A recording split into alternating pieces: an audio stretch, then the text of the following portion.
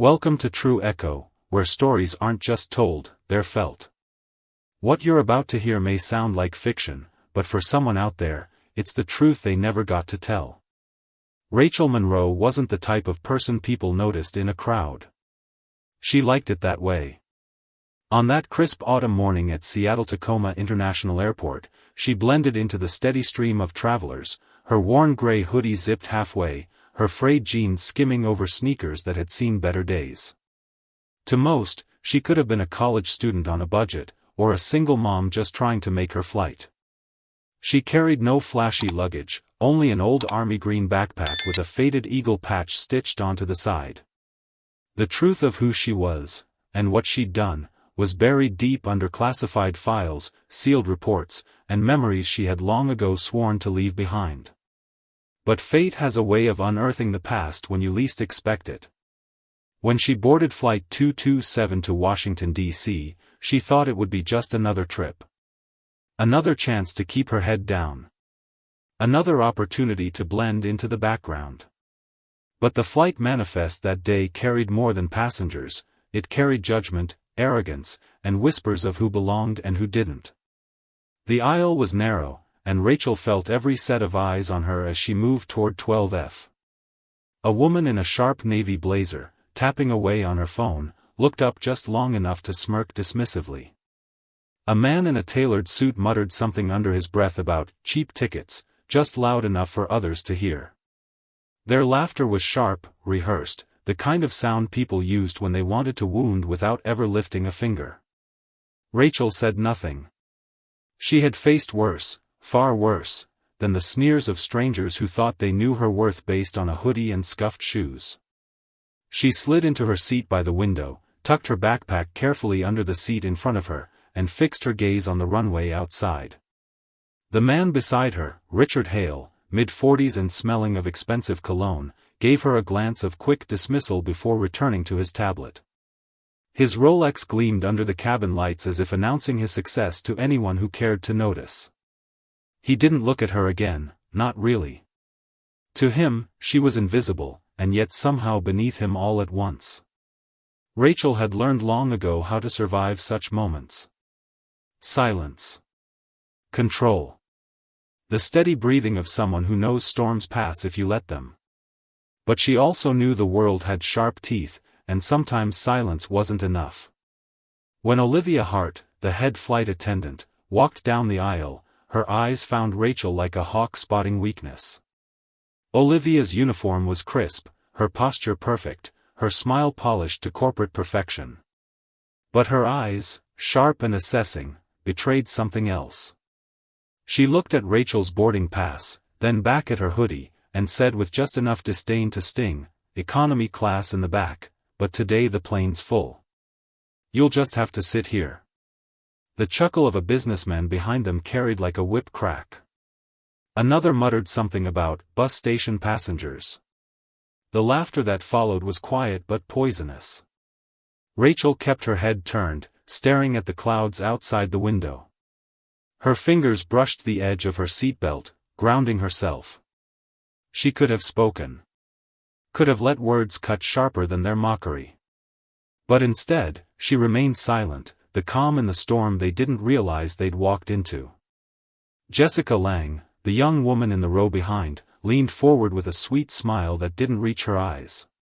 Her dress was sleek, her jewelry carefully chosen to sparkle under cabin lights.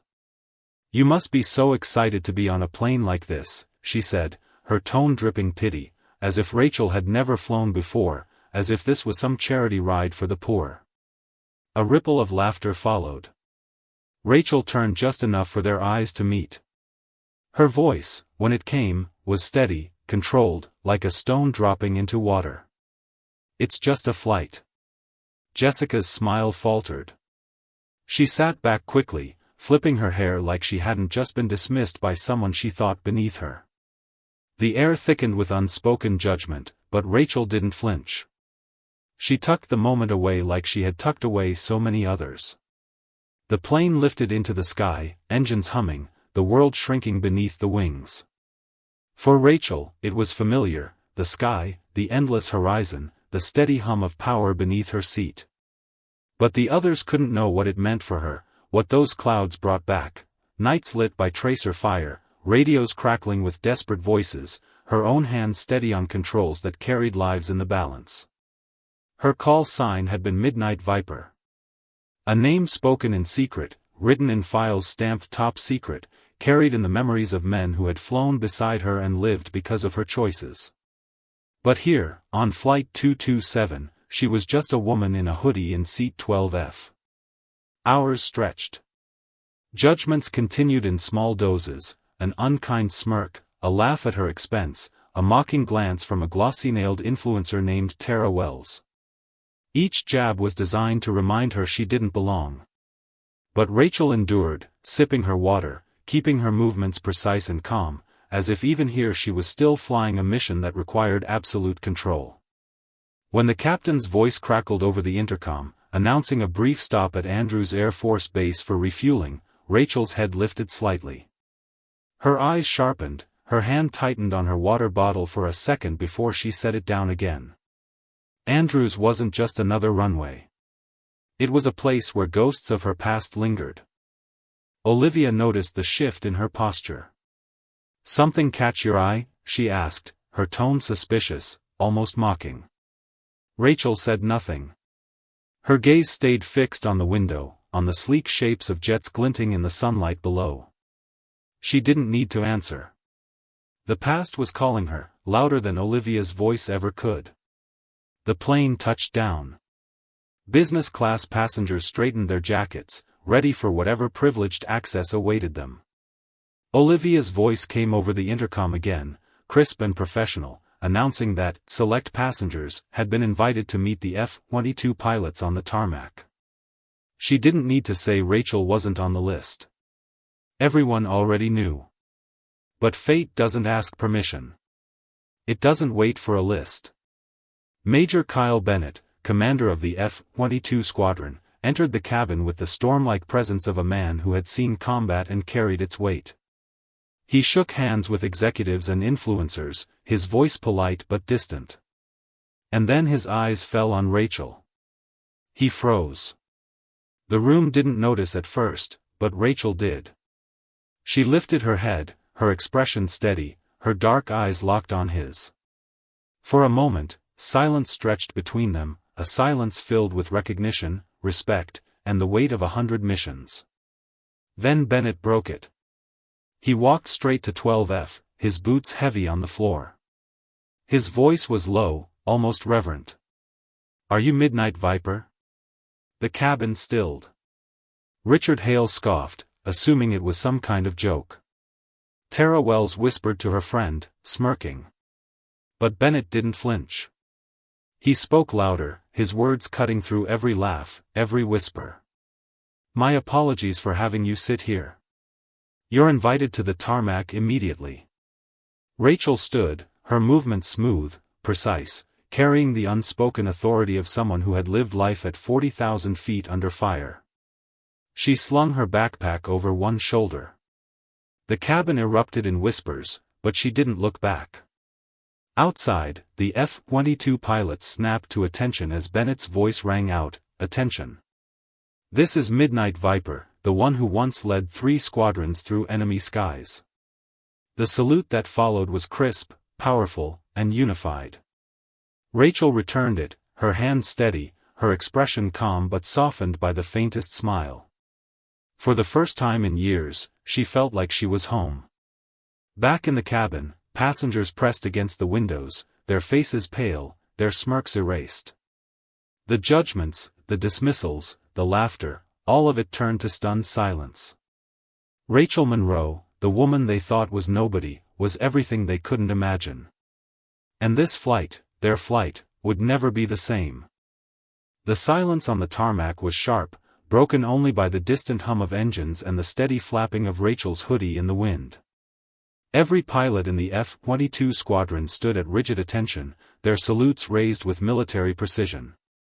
Rachel's eyes swept over them, steady and calm, though her heart carried the weight of memories most of these young men and women would never know. To the passengers inside the plane, pressed against the cabin windows, it looked surreal, like a scene out of a movie. The woman they had dismissed as ordinary was commanding the respect of some of the most elite pilots in the world. Richard Hale, who had mocked her earlier, leaned forward in his seat, muttering under his breath, "This can't be real. Has to be some kind of PR stunt." His voice shook, though he tried to disguise it with a scoff. Beside him, Tara Wells pulled out her phone, fumbling with the camera app, desperate to capture what was happening. The screen reflected her own pale, nervous face back at her. Inside, Olivia Hart forced her professional smile, though her hands trembled as she rearranged trays that didn't need rearranging. She had built her life on reading people, deciding who deserved courtesy and who didn't. And in that instant, she realized she had misjudged catastrophically. On the tarmac, Major Kyle Bennett stepped closer to Rachel, his voice ringing with clarity for both the pilots and the watching passengers. "This is Midnight Viper. She flew missions that most of you will never read about. Missions that turned the tide when everything seemed lost." A murmur swept through the cabin. Words like classified, missions, and special ops bounced between businessmen, lawyers, and influencers who had built their lives on perception and prestige. Yet here was a woman who had built hers on silence, sacrifice, and skill. Bennett extended his hand, offering a flight helmet, weathered and scarred but lovingly kept. Across its side, stitched in bold letters, was the name that still made pilots straighten their backs, Midnight Viper. Rachel took it, her fingers brushing the rough surface. For a heartbeat, her expression softened, the weight of years pressing against her. She slid the helmet under her arm, her movements crisp, practiced, as natural as breathing. The salute she gave in return was sharp and clean, a reminder that though she had left the cockpit, the sky had never truly left her. From the crowd of pilots, a younger one stepped forward, barely in his 20s, his face still boyish under his cap. He held a weathered logbook with frayed edges. His voice cracked slightly as he spoke. "Ma'am, you signed this for me, 3 years ago." He flipped it open, revealing her signature beside her call sign. The other pilots leaned closer, their eyes flicking between the logbook and Rachel with reverence. She brushed her fingers across the page, then looked him in the eyes. "You made it through." The young pilot's chest swelled with pride, and he saluted again, sharper this time. The respect in his gaze spoke volumes. Back inside the cabin, Jessica Lange clutched her designer bag against her lap like a shield. She whispered to her seatmate, "It has to be exaggerated. Nobody like her. I mean, look at her." But her voice betrayed doubt, trembling with the weight of what she had seen. The jet fuel-scented air on the tarmac seemed to still as Rachel adjusted the helmet under her arm. The past surged in fragments, tracer fire arcing across black skies, the deafening roar of engines, the cold calm of making decisions when lives hung on her voice. She had sworn never to step into this role again, to live quietly, to let the world forget her name. But some things cannot be buried. Major Bennett's voice broke her reverie. "Ma'am, we never had the chance to thank you. That changes today." A chorus of voices followed in unison, "Yes, ma'am." Rachel's lips curved in the faintest smile, small but genuine, before she turned back toward the plane. The cabin's glass windows reflected faces that had once looked down on her, now pale, their eyes wide with shock and shame. She felt the shift in the air, judgment replaced with awe, mockery swallowed by silence. When she stepped back inside, carrying the helmet, the atmosphere was suffocatingly quiet. Passengers avoided her gaze. Even Richard, who had ridiculed her attire, shifted uncomfortably in his seat. For the first time, Rachel allowed herself to look at them, really look. Not with anger, not with triumph, but with the steady calm of someone who had faced worse storms. The younger flight attendant, not Olivia, appeared by her row. Her hands trembled slightly as she offered Rachel a small pin, a silver eagle. "This is from the crew," she said quietly, her voice cracking. "For your service." Rachel accepted it, pinning it to her backpack without a word. The moment was small, almost fragile, but the silence in the cabin made it monumental. And then, the unexpected happened. As the plane taxied to resume its flight, two shadows cut across the sky. Sleek, silver, and glinting in the afternoon sun, two F-22s swept into formation alongside the commercial jet, their wings gleaming like sentinels.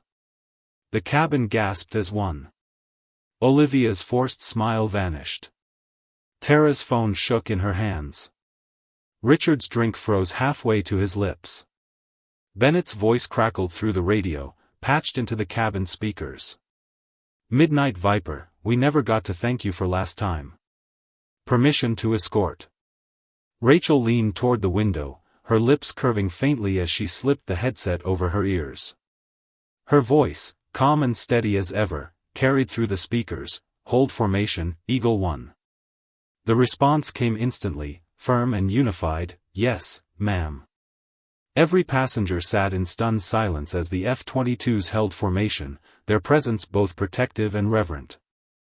The entire cabin was frozen in the reality of who Rachel Monroe truly was, not the woman in a hoodie, not the passenger in seat 12F, but Midnight Viper, the legend whispered about in hangars and classified briefings. For some, the shame was unbearable. Ethan Carter, the startup investor who had laughed earlier, sank into his seat, his earlier arrogance stripped away. Jessica fiddled with her phone, her cheeks pale, no longer able to meet Rachel's gaze. Olivia, once so sharp and dismissive, busied herself with trays, her hands shaking enough to rattle the silverware. And yet, amid the silence, something shifted. A man in a tailored jacket rose from his seat, his voice low but audible. I didn't know who you were. I'm sorry for what I said earlier." His face was flushed with embarrassment, his hands fidgeting nervously. Rachel looked up, her eyes steady but not unkind. She gave a single nod. No words. Just acknowledgement. The man bowed his head and returned to his seat. The rest of the flight passed in near silence, the kind of quiet that comes when people confront truths too large to ignore. Every now and then, someone stole a glance at Rachel, the woman they had misjudged, the one whose quiet strength had revealed their own smallness. But Rachel didn't seek their approval. Her gaze stayed on the horizon, on the jets flanking them, on the endless sky she had once ruled. The helmet sat on her lap, the eagle pin glinting faintly against her backpack. She had faced fire, betrayal, and the weight of command. This judgment, this silence, was nothing. Yet she knew this moment mattered. Not for her, but for them. For anyone who had ever been underestimated, dismissed, or silenced. Her very presence was proof that appearances deceived, that greatness often walked quietly in worn sneakers and faded hoodies. When the F-22s finally peeled away, banking sharply into the open sky, Rachel felt a pang of something she hadn't felt in years, belonging. The kind of belonging no cabin full of sneers could take away.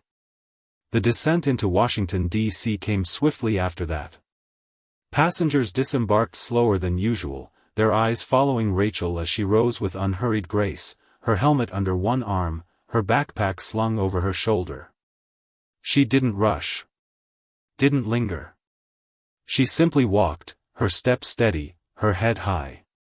At the gate, James Monroe was waiting. Tall, broad-shouldered, his suit understated but his presence commanding. His eyes locked onto Rachel the moment she appeared. He didn't need to say anything. The world inside the terminal shifted the same way it had inside the cabin, silent, reverent, cautious. Together, they walked through the terminal. People parted instinctively, sensing without being told that they were in the presence of something more. And yet, Rachel felt the sting of irony. For all the salutes, the escorts, the whispered awe, she hadn't come for recognition. She hadn't come for vindication against mocking passengers or a smug flight attendant. She was here for something larger, something she had vowed years ago to face if it ever came knocking again.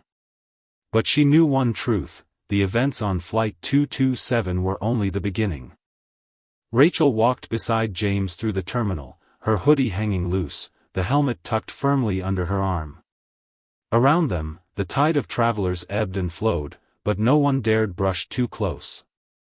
It wasn't just James's quiet authority that parted the crowd, it was Rachel's steady presence, the kind of gravity that made people step aside without even realizing why. James said nothing at first. He never wasted words, not when silence carried so much weight. But when they cleared the throng of passengers and reached a quieter stretch of corridor, his deep voice finally broke the silence. They saw, didn't they? Rachel didn't answer right away. Her eyes stayed on the floor-to-ceiling windows, where the last traces of the F-22 streaked across the sky like silver brushstrokes. She adjusted the helmet under her arm, her fingers brushing against its scarred surface. They saw enough. James's jaw tightened. His hand brushed against hers, a small grounding gesture. Enough to know who you are. Enough to remind them you're not just another passenger in a hoodie. Rachel gave a faint, humorless smile. Funny. That's all they could see at first, the hoodie. He stopped walking, turning to face her. And now? She sighed softly, her gaze drifting back to the crowd that trailed behind them, passengers who were still whispering, stealing photos, pretending to scroll their phones while their eyes stayed fixed on her. Now they don't know what to see. Hero. Ghost. Myth. Take your pick. James's hand touched the small of her back, guiding her toward the exit. They don't need to pick. You've already proved what matters. But Rachel wasn't so sure. Recognition wasn't why she had come back to DC. The weight in her chest had nothing to do with the gawking passengers or the whispers that would soon become headlines. It was about something deeper. Something she had sworn she wouldn't face again. Outside, the air was crisp, the smell of jet fuel fading into the cool bite of the late afternoon. A black sedan waited at the curb, engine humming. The driver stepped forward to open the door, his expression neutral, but his eyes lingered on Rachel with a flicker of recognition he quickly buried. Rachel slid into the back seat, James following close behind. The door shut with a muted thud, sealing them in a cocoon of leather and quiet. For several long minutes, they drove in silence. Washington blurred past the tinted windows, the skyline inching closer with each mile. Rachel leaned her head back against the seat, her eyes half closed, the helmet resting on her lap. Finally, James spoke again, his tone careful. They're going to reach out. Her eyes opened, dark and sharp. They already have, haven't they? James didn't answer immediately. His gaze stayed fixed out the window, on the marble monuments and glass towers they passed. There was a call this morning. Before your flight even touched down. They want you in the room, Rachel. Her laugh was soft, bitter. Of course they do. Years of silence, years of letting me disappear. And now, suddenly, Midnight Viper is useful again. James turned to her, his voice firm. Not useful. Necessary. The word hung between them, heavy and unshakable. Rachel looked away, out the window, her reflection caught against the fading light. Necessary. That was the curse of people like her. Not wanted, not welcomed, but necessary when the stakes rose high enough, when the world tilted close enough to disaster that ghosts had to be dragged back into the light. Memories pressed against her mind unbidden, night skies lit by fire, desperate voices crackling over comms, the feeling of pulling entire squadrons through chaos by sheer force of will. She had saved them, yes. Brought them home. But she had lost pieces of herself in the process, pieces she had never gotten back. The car slowed as they approached a secured checkpoint. Guards in dark uniforms approached, scanning IDs, their eyes flicking to Rachel with the kind of curiosity they couldn't mask. One of them stiffened slightly, as if recognizing her from whispered briefings he wasn't supposed to know existed. He stepped back quickly, waving the sedan through. They entered a compound Rachel knew all too well. The Pentagon loomed, stark and unyielding, its stone walls casting long shadows in the late-day sun. The car eased to a stop, and Rachel's hand tightened on the helmet. She hadn't expected to be here again. Not like this. Not after everything. James touched her arm lightly. You don't have to do this. Her gaze shifted to him, steady and unflinching. Yes, I do. She stepped out of the car, the wind tugging at her hoodie, her sneakers silent on the pavement. The world seemed to slow, each movement deliberate, each breath weighted with meaning. Guards at the entrance straightened instinctively, though none of them dared salute openly. Inside, the corridors were familiar, too familiar. The sterile walls, the echo of footsteps, the faint smell of polished floors. She had walked these halls years ago, younger, sharper, carrying secrets heavier than her body should have been able to bear. Now, walking them again, she felt every ghost press closer. They led her to a secured conference room. The doors were thick, the kind that muffled sound and carried weight. When they opened, the room inside was filled with uniforms and suits, faces that measured worth with rank and reputation.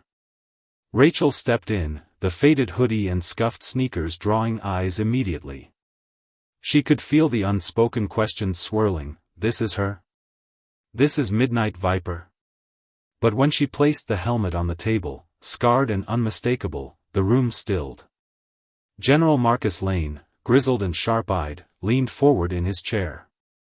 His voice was low, steady, but carried across the room. We've kept your name buried for years, Viper. And for good reason. But the world's changing again. We need you back. Rachel's gaze swept the table, taking in every face. Some curious. Some skeptical. Some reverent. But all waiting. Her voice, when it came, was quiet but cut through the silence. You didn't bury my name to protect me. You buried it because it made you uncomfortable. Because a woman who did what I did didn't fit the story you wanted to tell. A ripple of discomfort passed through the room, but no one spoke. Rachel leaned forward slightly, her eyes locking onto Lane's. So let's be clear. If you want Midnight Viper, you don't get to decide the story anymore. The room froze. For a long moment, no one moved, no one breathed. Then Lane's lips curved into the faintest smile, the kind of smile men wore when they realized the person across from them wasn't someone to control, but someone to reckon with. Rachel sat back, her hoodie still zipped, her sneakers planted firmly on the polished floor. The silence was thick, but beneath it, something else was rising. The return of a name that had once made enemies tremble and allies breathe easier. Midnight Viper was back in the room. And the world would never look at Rachel Monroe the same way again. The silence in the Pentagon's secure conference room wasn't the kind that followed respect, it was the kind that followed the shattering of expectations. Rachel sat with her helmet on the table, the eagle pin glinting faintly against her backpack at her feet.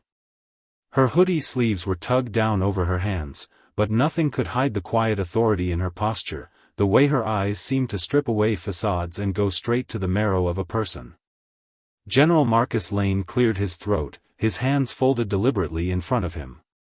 We didn't bring you here to argue semantics, Viper. You know why we called. The situation overseas is escalating. The same air corridors you once navigated are heating up again.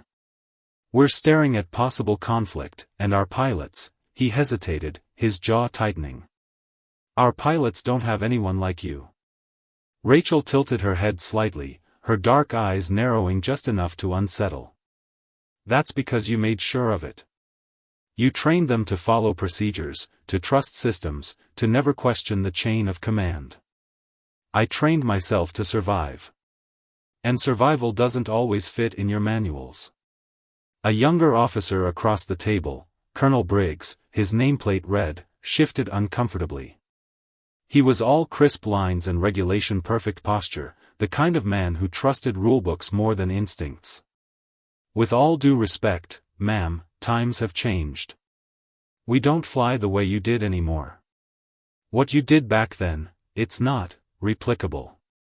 Rachel's gaze flicked to him, steady and unblinking. Then you don't understand why I'm still alive. The words landed like a blade dropped onto glass. Briggs looked away, his jaw tightening, but he didn't respond. Around the table, others shifted, some embarrassed, some quietly vindicated. General Lane leaned back, steepling his fingers. We're not here to debate tactics.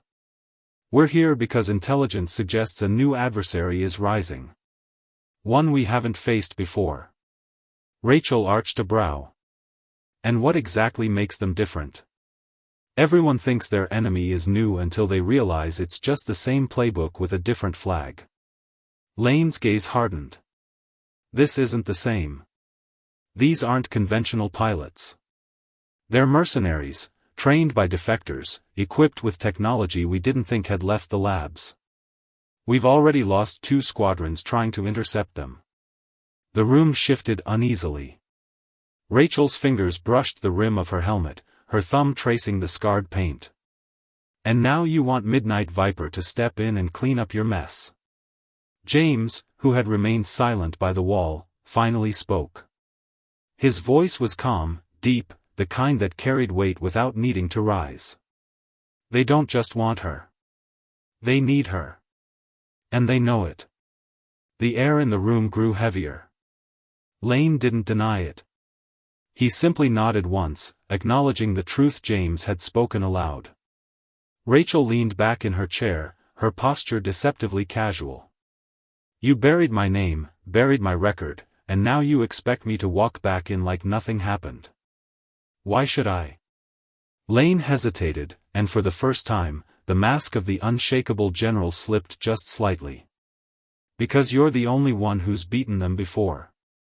Even if the world doesn't know it. Memories surged, dark skies filled with fire, her squadron scattered, her voice cutting through chaos with orders that saved lives but cost her a career. She could still feel the weight of that night pressing against her chest. She hadn't just beaten them. She had buried them in silence, with no recognition, no medals, just whispers and shadows. Rachel's voice was low, almost to herself. The only reason I survived is because I broke every rule you drilled into me. And you court-martialed me for it. The words dropped like stones into water, sending ripples across the room. Several younger officers shifted uncomfortably, glancing at Lane. Everyone had heard rumors. Few had dared to ask. Lane's jaw clenched. That court-martial was classified. None of that is supposed to leave this room. Rachel leaned forward, her eyes sharp as glass. Then don't forget who you're talking to. I don't owe you silence anymore. The room went deathly still. Even Briggs sat rigid, his earlier arrogance drowned by the weight of her words. Finally, Lane exhaled slowly, his voice dropping lower, steadier. We're not asking you to come back as a soldier. We're asking you to come back as what you already are. A leader. An example. These pilots, they don't need another manual. They need someone to show them how to survive when the manuals fall apart. Rachel studied him, her expression unreadable. She could feel the room leaning in, waiting for her to refuse, or to accept, or to ignite. Instead, she stood slowly, picking up her helmet. Her voice, when it came, was quiet but cut like steel. If I do this, I do it my way. No bureaucracy. No politics. No spin for the cameras. You want Midnight Viper? Then you take all of her. Otherwise, she slung her backpack over her shoulder, her sneakers silent against the polished floor. Find another ghost. The doors shut behind her with a heavy thud, leaving the room in stunned silence. James followed, his pace steady, his presence anchoring her storm. They walked the long corridors without speaking, their footsteps echoing against sterile walls. Only when they reached the fresh air outside did Rachel finally let the words escape. They think dragging me back will fix their problems. They don't realize, she trailed off, her grip tightening on the helmet. Their problems aren't in the skies. They're in the way they see the people flying in them. James studied her, his expression calm but his eyes fierce. And that's why they need you. Not the soldier. The truth-teller. Rachel stopped, her gaze fixed on the horizon where the sun dipped low over the Potomac, painting the sky in streaks of orange and gold. Her chest rose and fell slowly, her breath steady. The world wanted Midnight Viper back. But Rachel Monroe wasn't sure if the world was ready for what that truly meant. And in the distance, unseen and unspoken, the first moves of a new adversary were already unfolding.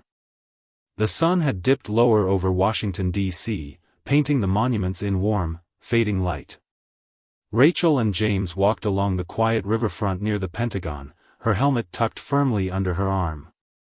For a moment, the world seemed deceptively peaceful, the hum of city traffic distant, the water rippling softly against stone embankments.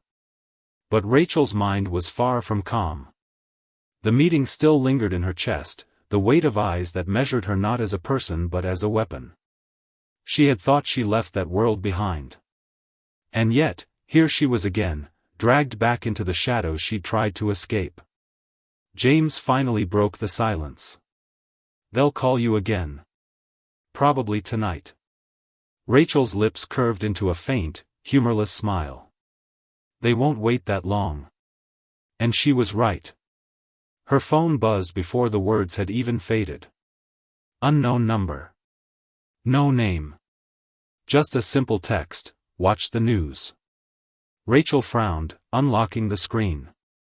A live stream popped up automatically, as though someone had forced it onto every available channel. Grainy footage filled the screen, skyline of a city Rachel didn't immediately recognize, then the scream of jets overhead. Explosions flickered in the distance. A shaky voice narrated in panic, "Unidentified aircraft, moving faster than we've seen before, our squadrons can't keep up." The feed cut sharply to static.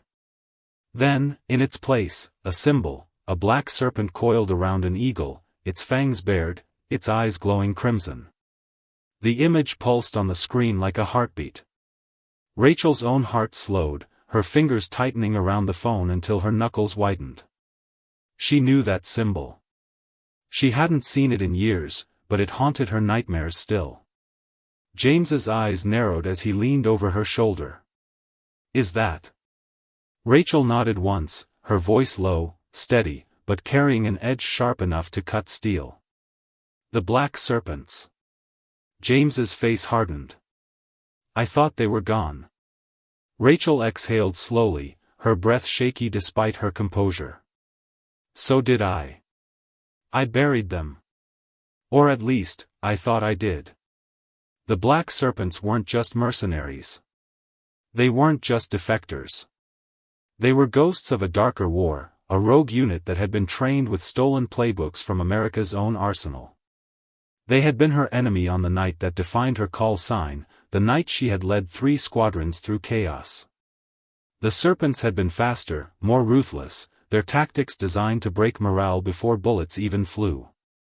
And she had beaten them, barely. But at a cost. James placed a hand on her shoulder. "If they're back, then this isn't about the Pentagon. This isn't about politics. This is personal." Rachel's eyes stayed fixed on the serpent symbol, still pulsing faintly on her phone. "It's always been personal." That night, the call came. Just as she predicted. General Lane's voice was clipped, controlled, but carrying a weight that couldn't be hidden. "Viper. They've resurfaced. We don't know how, but we know who we're dealing with now. We need you at Andrews immediately." Rachel's reply was curt. "Send transport." The next hour blurred, military vehicles, secure gates, the hum of engines as she boarded a jet bound for Andrews Air Force Base. The helmet never left her side. James remained with her until the last possible moment, his hand briefly tightening on hers before she stepped onto the runway alone. The base buzzed with controlled chaos. Pilots hurried across the tarmac, mechanics shouted over roaring turbines, and intelligence officers clutched files filled with information that was already outdated. Rachel was ushered into a briefing room, where young pilots sat in tight rows, their faces tense with anticipation. Major Bennett stood at the front, his presence steady, his gaze snapping to attention the moment Rachel entered. "Midnight Viper," he announced, his voice carrying through the room. Every pilot rose instinctively, their chairs scraping loudly against the floor. Salutes snapped into place, sharp and unified. Rachel's chest tightened. She wasn't used to this, not anymore. But she returned the salute, her movements crisp, before setting the helmet down on the table. Bennett gestured toward the projection on the wall, grainy footage of the Black Serpent insignia, captured from multiple feeds. "They've returned. Our squadrons were caught off guard in Eastern Europe. 2 units lost. Survivors report aircraft maneuvering at speeds and angles we didn't think possible. Our tech can't match theirs yet. But you," his eyes flicked to Rachel. "You've beaten them before." Murmurs spread through the room. Pilots glanced at one another, their expressions a mix of awe and fear. Some had heard the legends. Others had dismissed them as ghost stories told in hangars at midnight. Now the ghost stood in front of them, flesh and blood. Rachel studied the footage silently. Her fingers tapped lightly against the helmet, a slow rhythm like the steady beat of a heart. She recognized the patterns in the Serpent's maneuvers, the sharp rolls, the feints designed to bait inexperienced pilots into traps. She had seen it all before. And she had found the cracks in their armor. She turned, her gaze sweeping over the young faces before her. "You've been trained to trust your instruments. To rely on your tech. That won't save you against them. They'll use your systems against you. The only way to beat the Serpents is to think like them. To fly like them. To outmaneuver not their jets, but their minds." Silence hung in the air. One young pilot, call sign Falcon, raised his hand hesitantly. "With respect, ma'am, the last squadron that tried, they didn't make it back." Rachel's eyes locked onto his, steady and sharp. "And that's why you will. Because you're not them. You're with me." A ripple of energy passed through the room, the kind that transformed fear into resolve. Bennett nodded once, his jaw tightening. "We launch at dawn. Viper will lead." The room stilled. Rachel's chest rose slowly as she exhaled, the weight of the moment pressing against her ribs. She had sworn never to lead again.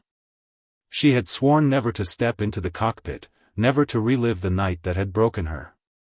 But dawn was coming. And with it, the return of an enemy she thought she had buried. As the room cleared, Bennett approached quietly, his voice low. "You don't have to do this." Rachel's hand brushed the scarred helmet, her eyes distant but burning with quiet fire. "Yes. I do." Outside, the night deepened, stars glittering faintly above the tarmac. Engines hummed in the dark, waiting. The Serpents were out there, coiled, ready to strike. And for the first time in years, Midnight Viper was preparing to strike back. Dawn broke over Andrews Air Force Base in streaks of pale gold and crimson, the kind of sunrise that made the horizon look like it was on fire. On the tarmac, jets gleamed under floodlights as crews moved with precision, loading, checking, tightening, preparing. The hum of turbines built like a heartbeat across the base. Rachel stood apart, her hoodie exchanged for a flight suit that clung to her like a second skin. The faded eagle patch from her backpack had been stitched onto her left shoulder, a quiet reminder of the past she carried with her. The helmet, her helmet, rested in her hands. Its scarred surface reflected the morning light like battle-worn armor. Major Bennett approached, his boots crunching against the pavement. His face was set, his jaw tight, but his eyes betrayed what he wouldn't say aloud, concern. "You haven't flown in years, Viper. You sure about this?" Rachel slid the helmet over her head, the fit snug, familiar. When her voice came through the comms, it was steady as steel. Flying doesn't leave you. Not when it's written into your bones. Bennett gave a short nod. Then let's remind them why they still whisper your name. The pilots gathered near the briefing screens, their call signs glowing on their suits: Falcon, Iron Hand, Ghost, Saber, Wildcat. Young faces, some barely out of flight school, eyes sharp but lined with nerves. Rachel stepped forward, her presence drawing every gaze. "You've all heard the stories," she began, her voice carrying through the crisp morning air. "The serpents don't fight fair. They'll bait you, break your formation, and make you believe you've already lost before the fight even starts. But listen to me, you're not here to fight their war. You're here to end it." Falcon, the youngest, shifted, his jaw tightening. "And if they outmaneuver us?" Rachel's eyes cut to him, steady and unyielding. "Then you make them believe they've already won. And in that split second, you strike where they never see it coming." A ripple of energy moved through the group, fear tempered into focus, uncertainty molded into determination. Bennett's voice cut in, firm. "We launch in 15. Viper leads." Engines roared to life one by one, the ground trembling with power. Rachel climbed the ladder into the cockpit, her hands moving instinctively over switches and gauges. The canopy lowered with a hiss, sealing her into the small world she knew better than any home she'd ever had. Her comms crackled. Bennett's voice. "Eagle Squadron, confirm. Falcon, green. Iron Hand, green. Ghost, green. Wildcat, green. Saber, green." Rachel's voice joined last, calm, unwavering: "Midnight Viper, green." The words hung in the air for a heartbeat, the call sign that had once been erased now alive again in the comms, flowing through the ears of every pilot on the line. They launched in perfect formation, the earth falling away beneath them. The sky opened wide, limitless, alive with the rising sun. For Rachel, it was like slipping back into a dream she had once sworn she'd never revisit. Every control responded as though no time had passed, every maneuver as natural as breathing. Minutes into flight, Bennett's voice cut in. "Intel confirms Serpent activity northeast quadrant. Expect contact in T-5. The air grew heavier. The squadron tightened their formation, eyes scanning the horizon. Rachel's grip on the throttle was calm, steady, but inside, her pulse quickened. She knew what was coming. Then she saw them. 6 black jets appeared over the horizon, sleek, angular, moving with predatory grace. Their engines left no contrails, their movements too sharp, too precise. And emblazoned across their tails was the coiled serpent insignia, crimson eyes glowing even in the morning light. The black serpents had returned. "Contact, 12 o'clock, Rachel said, her voice sharp. "Maintain formation. Do not engage until I give the order." The comms filled with steady acknowledgments, but she could hear the tension in the younger pilots' voices. These weren't simulations. This was real. The serpents moved fast, closing distance with impossible precision. One broke formation suddenly, rolling into a steep dive before pulling back up at an angle no jet should have survived. Falcon gasped through the comms. "How the hell?" "Focus," Rachel snapped. "That's what they want. They'll show you tricks to make you chase. Don't." The serpents fanned out, weaving a net across the sky. Their comms came online suddenly, broadcasting a voice that sent ice through Rachel's veins. Well. Midnight Viper." Her breath caught, just for a second. She knew that voice. Years hadn't dulled it. Cold, mocking, edged with the confidence of a man who believed himself untouchable. "Didn't think you'd crawl back into the sky after what happened last time," the serpent leader drawled. "But here you are. Hoodie and all." The younger pilots murmured in shock, but Rachel's voice cut through, calm as ever. "Still hiding behind theatrics, Cobra?" A low chuckle filled the comms. Ah, you do remember me. That makes this reunion sweeter. Let's see if the legend still bites. And then the sky exploded. The serpents dove simultaneously, missiles streaking like fire across the dawn. Rachel barked orders, her voice sharp and commanding. Break left. Saber, cover Iron Hand. Wildcat, with me. Jets peeled away, engines screaming. Explosions lit the sky in flashes of orange and smoke. The serpents wove through chaos like predators, each move calculated to disorient. Rachel's jet rolled, diving between two streaking missiles, the G-forces pressing hard against her chest. Her vision narrowed, but her hands stayed steady. She pulled back hard, looping high above the fray. Falcon, on my 6. The rookie's voice was shaky but determined. Copy, Viper. Two serpents locked onto Falcon, their jets dancing around him like wolves around prey. Rachel dropped into a dive, cutting through their arc with impossible precision. Falcon, pull high, now. He obeyed instantly, and Rachel's jet screamed into the gap, locking missiles onto the serpents. Two quick flashes, targets eliminated. Splash 2, she announced coolly. The comms erupted with cheers, but Rachel's tone never shifted. Don't celebrate. Not yet. Cobra's still out there. Almost as if summoned, his voice crackled back through. Sharp as ever. But tell me, Viper, how many more rookies will you lose before you admit this sky isn't yours anymore? Rachel's jaw tightened. I don't lose my people. Not to you. Cobra laughed, cold and cruel. We'll see. The serpents regrouped, striking again with blinding speed.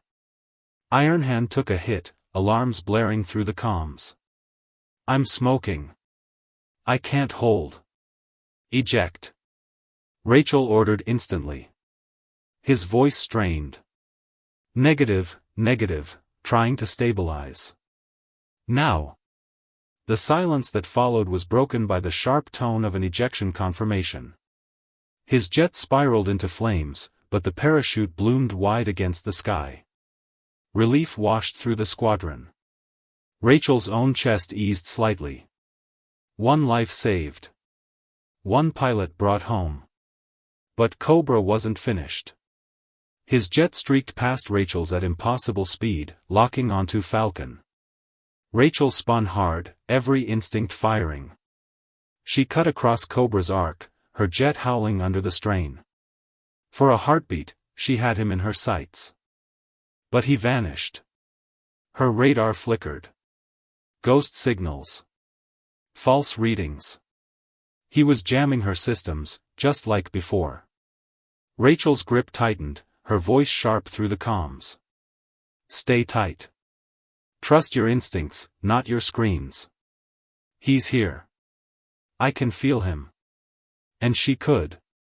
The sky was alive, and she could feel the rhythm of his maneuvers, the subtle shifts in the air that betrayed him. Cobra hadn't changed. He was still arrogant enough to believe his tricks would always work. Rachel's voice dropped, calm and certain.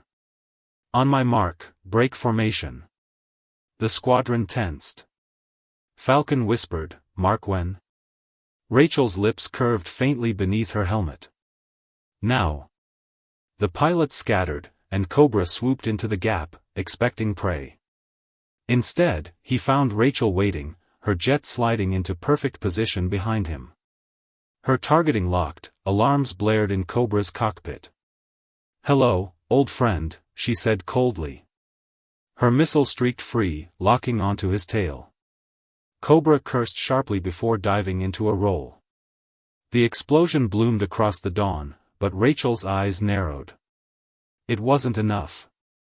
Cobra's voice returned, ragged but alive. Not bad, Viper. But you'll have to do better than that. And then he was gone, his jet vanishing beyond radar, leaving only smoke and silence. The squadron regrouped, hearts pounding, breaths sharp in their comms. Bennett's voice cut in, grim. Mission status, serpents retreating. Casualties: 1 bird down, pilot safe. 2 serpents destroyed. Cobra escaped. Rachel exhaled slowly, her hand brushing the eagle patch on her suit. This was just the opening move. He wanted me to know he's back. And now, he does. The squadron flew home in silence, dawn fully breaking over Washington. But Rachel knew the light of morning carried no peace. The black serpents had returned. And this time, Cobra wasn't just hunting squadrons. He was hunting her. The hangar was hushed when Rachel and the squadron returned. Engines powered down, turbines whining into silence, but the adrenaline still buzzed in the veins of every pilot who climbed down from their cockpits. Ground crews swarmed over the jets, some shouting orders, others rushing to debrief the shaken rookie, Falcon, who had nearly been cut down by Cobra's ambush.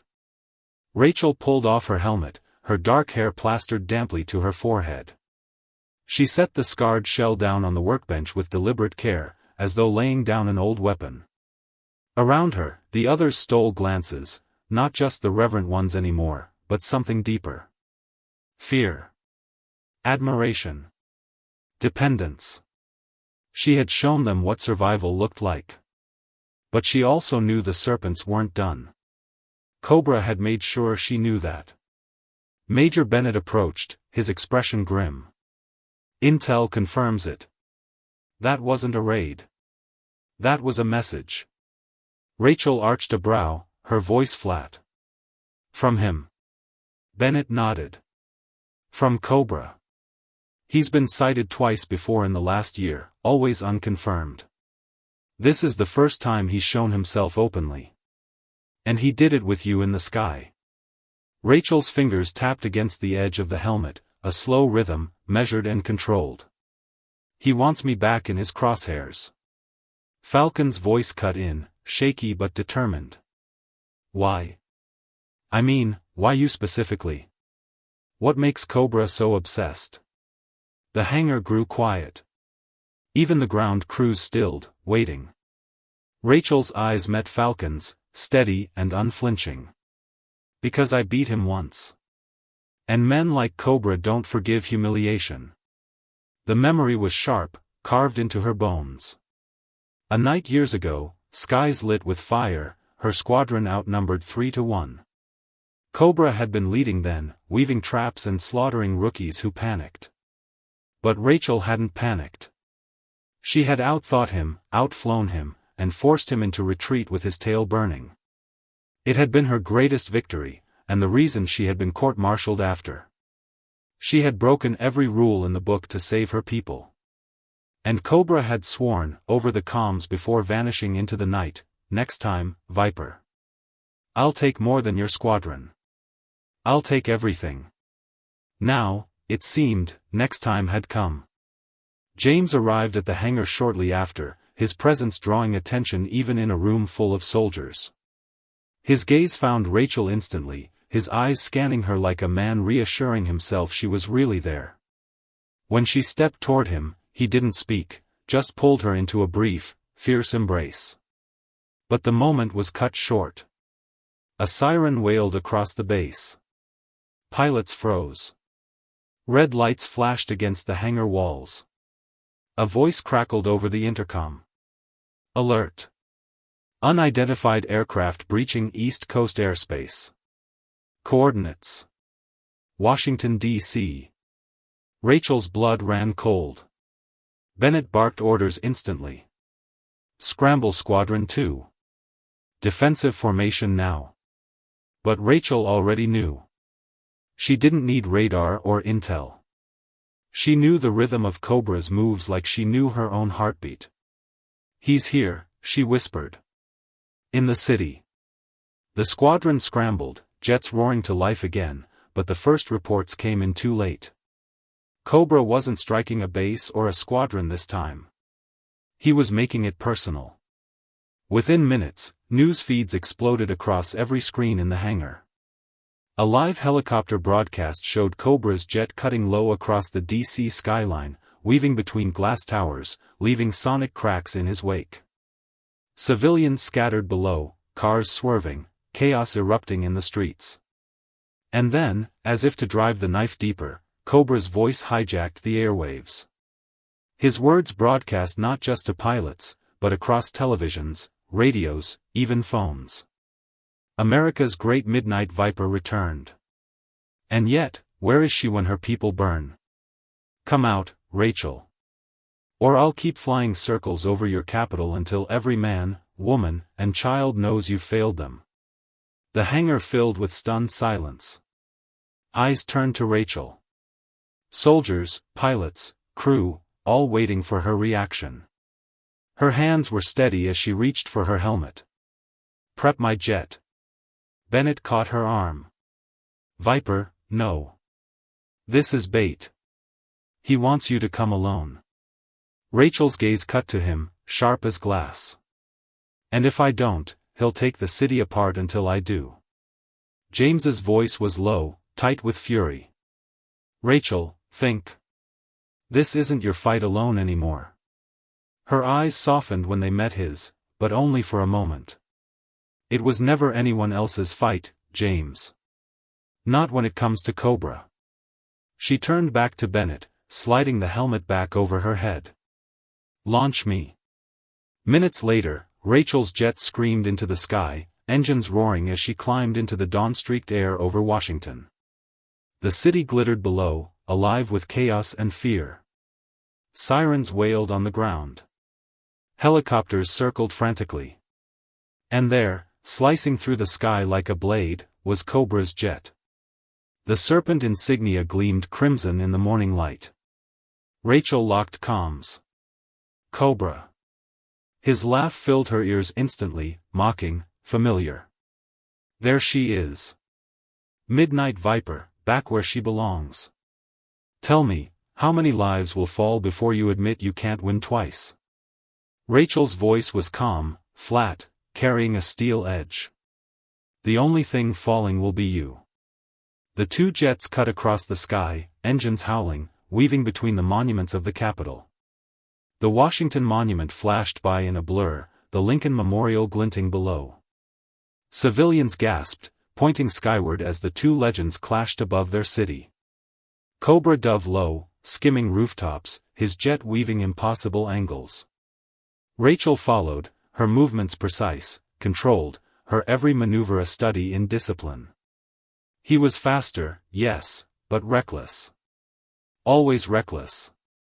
Still flying by the book, he taunted. Her lips curved faintly under the helmet. You know I burned the book years ago. She pulled into a roll, cutting across his tail, locking missiles. Cobra evaded, spinning into a vertical climb that strained even Rachel's G-forces. Her breath steadied, vision narrowing, but she held. The city gasped collectively as sonic booms shattered glass across downtown. Rachel tuned it all out. For her, there was only the sky, the jet, and the man she had sworn she'd bury. Finally, she saw the opening. Cobra banked too sharply, his arrogance pulling him into a predictable arc. Rachel slid beneath him, her lock beeping in her ear. Game over, she whispered. She fired. But Cobra was ready. Flares burst from his jet, blinding, scattering her missile off course. The explosion bloomed harmlessly in the air, and his voice filled the comms, sharp with triumph. Not this time, Viper. His jet disappeared into the clouds, leaving only smoke and echoes. Rachel steadied her breathing, scanning radar, her instincts clawing for his position. But Cobra was gone, vanished into the very sky itself. Her comms crackled with Bennett's voice. Status report. Rachel's voice was steady, but her grip on the throttle was iron-tight. He's here. He's hunting. And he won't stop until it's me or him. Below, the city slowly calmed, but Rachel knew better. This wasn't victory. This wasn't even survival. This was the beginning of Cobra's war. And this time, he had chosen to fight it on her home soil. The debrief room at Andrews was silent except for the low hum of the projector. Satellite footage replayed Cobra's escape, his jet vanishing into cloud cover, then disappearing completely from radar. No trail, no signal, just emptiness. Rachel stood at the head of the table, her helmet resting on the surface before her. She hadn't removed her flight suit yet. The adrenaline still pulsed through her veins, her body humming with the aftershocks of combat. She felt every eye in the room on her, Bennett, the young pilots, the intelligence officers shifting nervously in their seats. Falcon finally broke the silence, his voice low but steady. He wasn't trying to kill anyone this time. Not really. Rachel's eyes flicked to him, sharp. Explain. Falcon swallowed, his hands tightening on the edge of the table. He could have hit me. Could have hit you. But he didn't. He wanted to be seen. A murmur rippled across the room. Bennett's jaw clenched. He's right. Cobra wasn't just showing force, he was broadcasting. And we're already seeing the fallout. He gestured toward the screen. News reports filled the projection, anchors speaking in rushed tones, footage of jets streaking across the DC skyline, civilians pointing at the sky. Across the bottom of every network ran the same breaking headline, Black Serpent's return. Midnight Viper resurfaces. Rachel's chest tightened. Her name, her call sign, flashed across the world once again. Bennett's voice dropped lower. This isn't just about air superiority anymore. Cobra's turning this into a psychological war. He wants panic. He wants division. And he wants you, Viper. Rachel's gaze dropped to the helmet, her reflection fractured across its scarred surface. She had faced Cobra before, but this was different. He wasn't just coming for her in the sky. He was coming for her life, her past, everything she had tried to bury. James entered then, his presence cutting through the tension. He had been in contact with Pentagon officials, his suit jacket loosened, his face set in grim lines. He placed a phone down on the table, the screen glowing with a paused video. Before you see this, he said carefully, you need to know, it was sent directly to you. Rachel's stomach dropped. Her hand tightened against the table. Play it. The video flickered to life. Cobra's masked face filled the screen, his serpent insignia stitched onto his flight suit. His voice was distorted, but the cold mockery in it was unmistakable.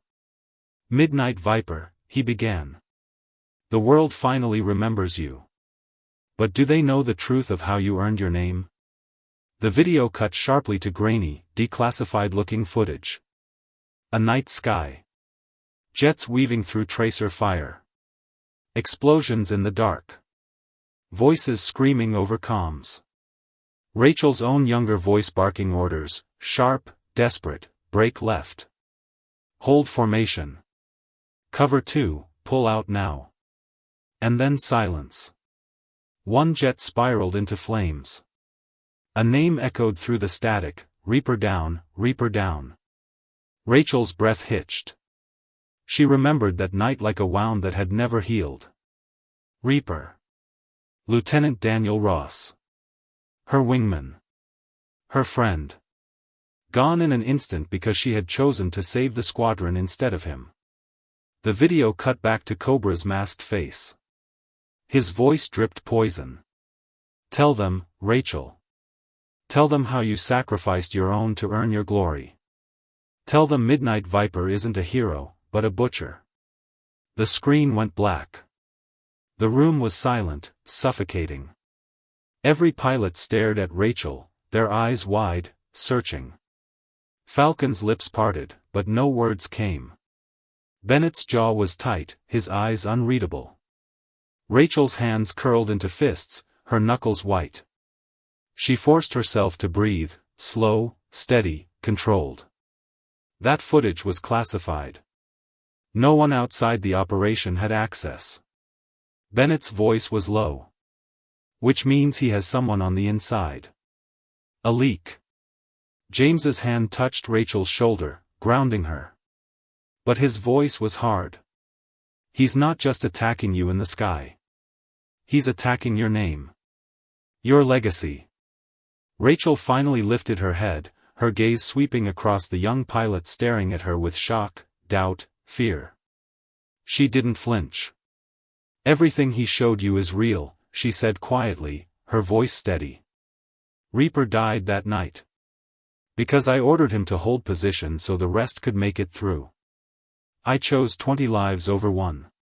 Falcon's voice cracked. You made the call? Rachel's gaze locked onto his. Yes. I made the call. And I've lived with it every day since. But don't mistake it. That choice is why you're alive to sit here now. Because if you hesitate, if you falter, you don't just lose one. You lose everyone. The silence that followed was heavy, but something shifted in it. The doubt didn't disappear, but respect began to bleed through again. Not the respect of legend or myth, but of someone who had carried unbearable weight and refused to let it crush her. Bennett finally spoke, his voice firm. Cobra thinks he's exposed you. But what he's done is remind us why you're still the one we need in that seat. Rachel's lips pressed into a thin line. He won't stop here. He'll escalate. And the next strike, her eyes narrowed. The next strike won't be in the sky. It'll be on the ground. The prediction came true faster than anyone expected. That evening, while the Pentagon scrambled to trace Cobra's leak, alarms blared across the base once again. Reports flooded in, a cyber attack, coordinated and precise, crippling communications across multiple defense networks. Screens flickered with the serpent insignia, pulsing crimson, mocking every attempt to shut it down. And then the voice came again. Cobras, live across the hacked channels. You can't protect them, Rachel. You couldn't protect Reaper. You won't protect Washington. Tomorrow, the sky falls. And when it does, everyone will know the truth about Midnight Viper. The feed cut, leaving only silence. Rachel's hands curled tighter into fists. She could feel every gaze in the command room on her again. Some filled with fear. Others with trust. But inside, Rachel knew the truth. Cobra wasn't bluffing. Tomorrow, the sky would burn. And this time, he wasn't just after her name. He was after the city itself. Morning broke with the weight of dread pressing against the air at Andrews. No one had slept. The cyber attack had crippled half the base's systems, and though the tech teams worked feverishly to repair the damage, the serpent insignia still pulsed on screens in mocking rhythm, a constant reminder of Cobra's reach. Rachel stood on the tarmac before her jet, the eagle patch on her flight suit catching the first rays of sun. She looked at the young squadron around her, Falcon, Saber, Ghost, Wildcat, faces taut with fear but burning with something harder now, something forged in the fire of what they'd already survived. Major Bennett moved briskly across the tarmac, a tablet in hand. His voice was sharp, clipped. Intel confirms multiple Serpent squadrons massing offshore.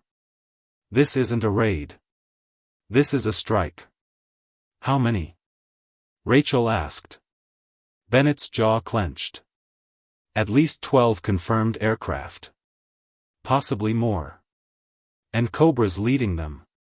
The younger pilots stiffened. 12 enemy jets against their squadron was suicide by the math. But Rachel knew better than anyone that battles weren't won by numbers, they were won by breaking minds before breaking machines. She pulled her helmet under her arm, her eyes sweeping over the team. Listen to me. Today isn't about skill or speed. It's about control. The serpents fight to make you panic. If you give them fear, they'll eat you alive. But if you hold steady, if you trust yourselves, you'll turn their tricks against them. Falcon swallowed hard. And if we don't? Rachel's gaze locked on his, steady as steel. Then none of us comes home. So decide now, are you pilots, or are you prey? A beat of silence. Then Wildcat straightened his back. Pilots. Saber's voice followed. Pilots. The chorus rose, each one affirming. Falcons came last, quieter but firm.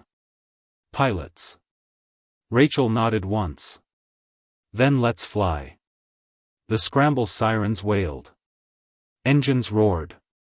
The ground shook as jets lined up along the runway.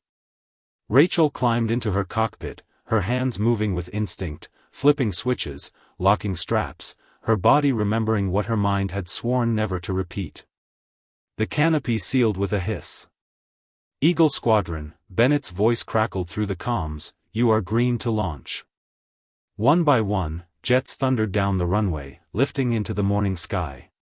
Rachel's jet followed, the G-forces pressing against her chest, her vision narrowing until all that existed was the horizon. The ocean stretched ahead, vast and glittering. And then, shadows on the horizon. Black jets cutting through the light, their serpent insignias glowing crimson. Eyes on, Rachel called. 12 confirmed. Maintain formation. Wait for my mark. The serpent spread across the sky like a net. And then Cobra's voice cut across the comms, dark and mocking. So, the legend brings her children to play. Tell me, Viper, how many of them will you sacrifice today? Rachel's lips tightened, but her voice was calm, even. None. You'll run out of tricks before I run out of sky. Cobra laughed, low and cruel. Then let's begin. The serpent struck.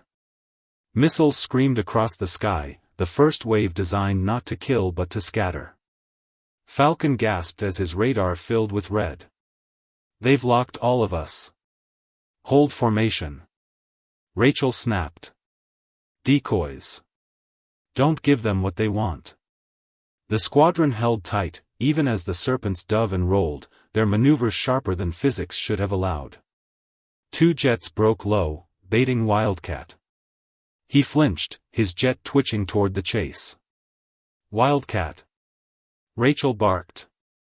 Hold. He steadied, sweat dripping down his temple, breathing hard. The serpents pulled back, regrouping. They were probing, testing. Cobra was waiting. Rachel knew his rhythm. He was arrogant, always arrogant. He wanted her isolated. He wanted her alone. The sky crackled with chaos. Saber peeled off to intercept 2 flanking serpents, Ghost covering his 6. Explosions lit the horizon, smoke trails cutting across the blue. The serpents fought like wolves, circling, snapping, trying to draw blood. Rachel dove, her jet screaming as she locked onto one. Splash 1, she announced as it erupted in flame. The cheer across comms was brief. Too brief. Because Cobra's voice came back, dark and amused. Still sharp, Viper. But tell me, how sharp will you be when the ground burns with you? Rachel's chest tightened. Something in his tone, too measured, too deliberate. He wasn't just here to win in the air. Command, this is Viper, she cut in sharply. Confirm ground status. Is DC secure? Static crackled back, broken, jammed. No confirmation. Her stomach dropped. Cobra wasn't attacking to win the skies. He was attacking to distract. Falcon, she snapped, you're with me. Everyone else hold the line with Bennett. Bennett's voice cut in instantly. Negative, Viper. You break formation now and they'll already win if I don't, Rachel said coldly. Cobra's not here to finish us. He's covering for a ground strike. Bennett hesitated. Then, go. Rachel and Falcon pulled hard, banking toward the coast. Radar flickered, ghost signals, interference. Cobra was trying to jam her out. But she pushed through, instincts guiding her where the screens failed. And then she saw it. 3 serpent jets breaking away from the main battle, cutting low toward the city. Not to bomb, too small a payload, but to drop something else. Falcon's breath caught. They're carrying pods? Rachel's blood iced. Paratroopers.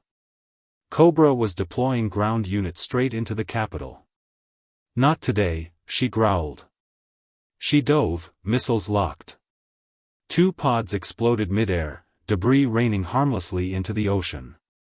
But the 3rd jet broke low, weaving through rooftops, skimming the city's edge. Falcon, she barked. Cut him off. The rookie's voice was ragged. He's too fast. Trust your instincts, not your instruments. Rachel snapped. You've got him, now. Falcon pulled hard, his jet screaming under the strain. His missile streaked, hitting the Serpent dead on. The explosion lit the city skyline in orange, the debris scattering over empty fields. Falcon's gasp filled the comms. Splash, splash 1. Rachel's chest swelled faintly, but there was no time to celebrate.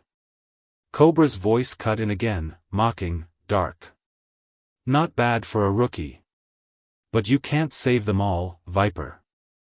You couldn't save Reaper. And you won't save Washington. Rachel's hands tightened on the throttle, her voice low, cold. You keep talking about ghosts, Cobra. But you're the one who's already dead. The sky crackled again as the main battle raged. Saber reported a hit, Ghost covering his 6. Bennett's voice cut in sharp, issuing coordinates. The Serpents were pushing hard, but the squadron was holding. Barely. Then, radar ping. A new signal. Strong. Close. Rachel's breath caught. Cobra was behind her. His voice came low and almost gleeful. Got you. Her alarms screamed. Missiles locked. Rachel rolled hard, pulling into a climb, G-forces crushing her chest. Cobra followed, his jet glued to her tail. Falcon panicked. He's on you, Viper. I can't. Stay back. Rachel barked. He wants you too. Don't give him both of us. Her jet spun, rolled, dove, every move precise, controlled. But Cobra was better now. Faster. More ruthless. And for the first time in years, Rachel felt it, the edge of her own limits. Cobra's voice came again, cold and certain. This sky belongs to me now. Time for the world to watch their legend fall. Rachel's hands were steady, but her mind raced. She couldn't outfly him forever. Not like this. Not alone. But maybe she didn't have to. Falcon, she said sharply, remember what I told you yesterday. About striking when they think they've already won. A beat of silence. Then Falcon's voice, trembling but firm. Copy that. Rachel pulled her jet high, stalling just enough to bait Cobra closer. His lock tone blared, missiles seconds from firing. Falcon streaked in from the side, unseen, untracked. His missile lit the sky, forcing Cobra to break lock. The explosion rocked the air, but Cobra's jet twisted away, wounded but alive. Rachel's voice was calm, measured, cutting through the static. You still think you own the sky? Cobra's laugh was ragged, but defiant. Next time, Viper. Next time, I take everything. And then he was gone again, vanishing into cloud cover. The comms filled with relief, with cheers, with exhaustion. But Rachel's chest stayed tight. Cobra hadn't been defeated. He had only retreated. And next time, she knew he would strike where it hurt most. The skies over Washington had grown quiet again, but Rachel knew the silence was temporary. Cobra wasn't defeated, just retreating, circling, waiting for the moment to strike hardest.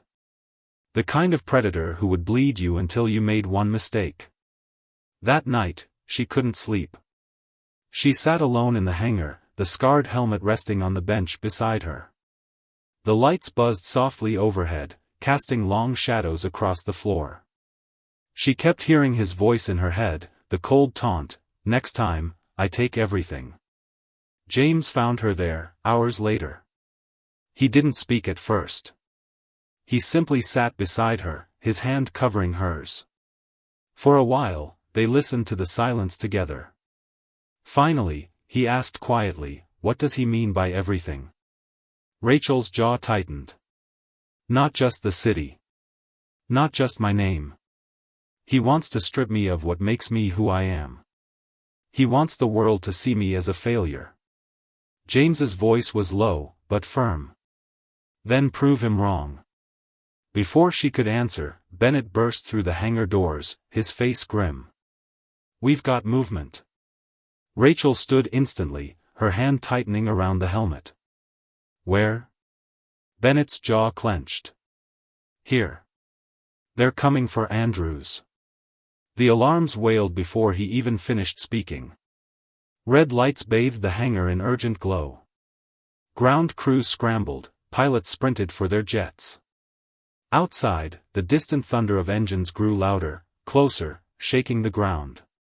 Rachel slid into her cockpit, her motions precise, automatic. The canopy sealed, her comms crackled alive. Falcon's voice came, tense but steady. "Squadron ready." Rachel's own voice followed, calm, unwavering. "Midnight Viper, green." The night sky erupted with fire. Serpent jets swooped low over the base, missiles streaking into fuel depots, hangars, runways.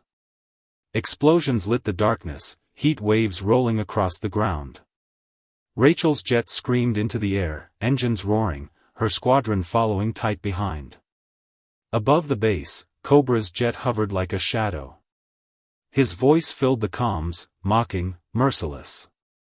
"Welcome home, Viper. Let's finish this where it all began." The Serpent's dove. Missiles crisscrossed the sky, streaking toward Rachel's squadron. She barked orders, sharp and decisive. "Falcon, break left. Saber, cover Ghost. Wildcat, with me." The air became chaos. Jets weaving, missiles flaring, explosions blooming. One Serpent caught a hit, fire trailing across the sky before it spiraled down. Falcon's voice shouted, exhilarated. "Splash one." But Cobra's voice cut in, smooth and cruel. "Is that the best your children can do?" Rachel dove, her jet twisting into impossible angles, locking onto a Serpent at her tail. Her missile hit clean, the explosion lighting her canopy. "Splash 2, she announced coldly.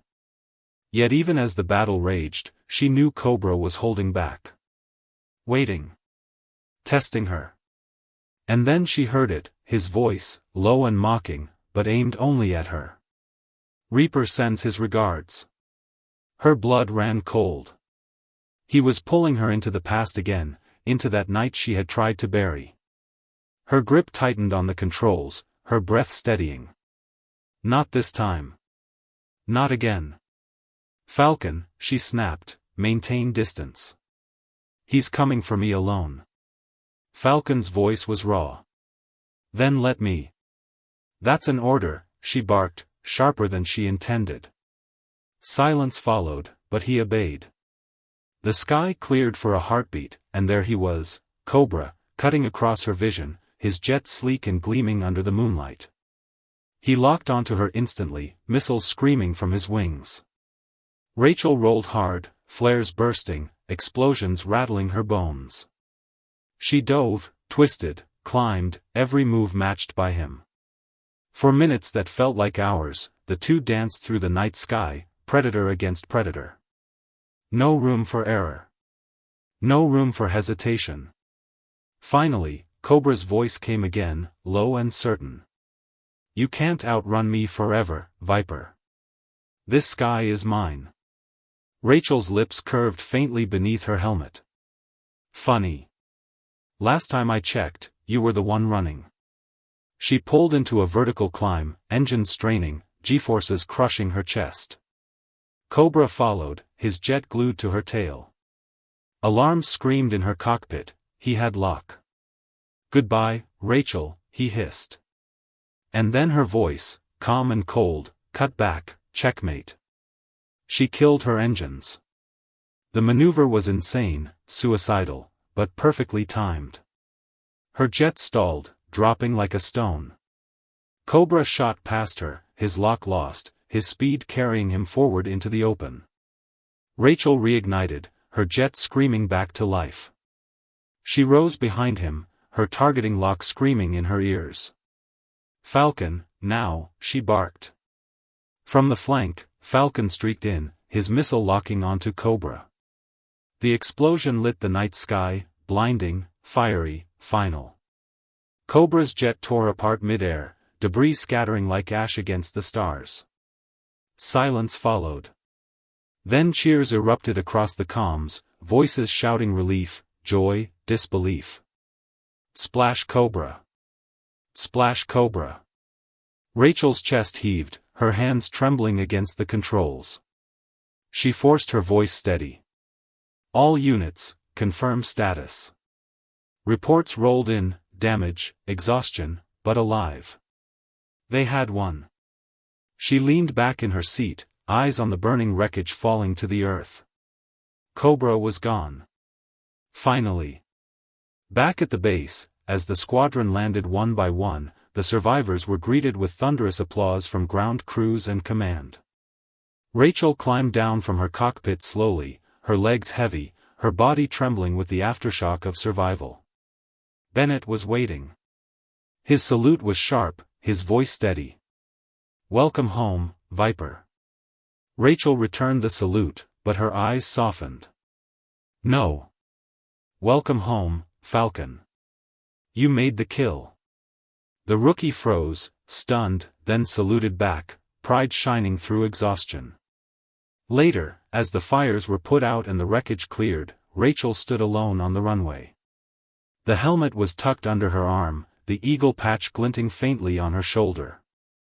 James came to her side, his presence grounding her. "You did it," he said softly. Rachel's gaze stayed on the horizon, where the first hints of dawn were breaking. "We did it. All of us. Cobra's gone. But the lesson stays." James tilted his head. "And what lesson is that?" Her eyes narrowed against the light. "That legends aren't born from being perfect. They're born from standing when the world tries to break you. Even when it costs everything." He took her hand, their fingers intertwining. Together, they watched the sun rise over the city she had saved, this time not just as Midnight Viper, but as Rachel Monroe. The myth and the woman, finally won. And for the first time in years, Rachel felt whole.